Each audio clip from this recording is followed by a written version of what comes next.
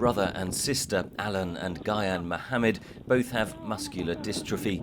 Their extraordinary journey began in 2014 as IS advanced towards their hometown of Al-Hasaka in northeast Syria.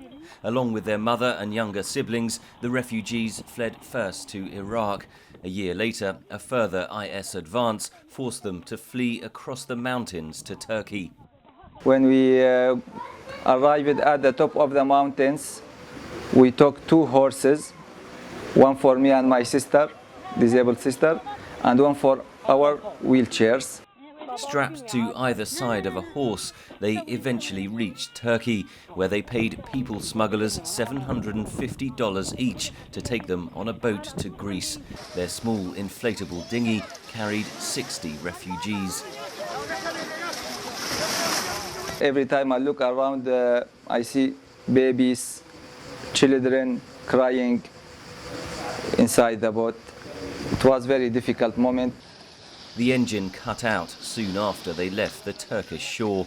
After 4 hours, they were spotted by EU patrol boats and taken to the Greek island of Chios.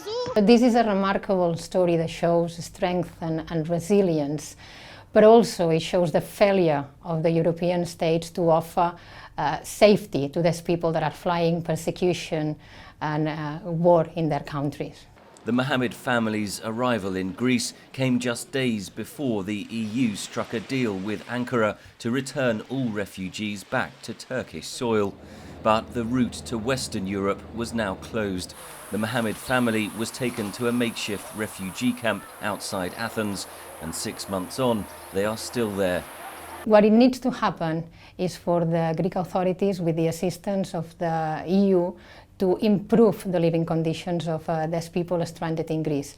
But ultimately, what it really needs to happen is for the European governments to accept more refugees in their countries.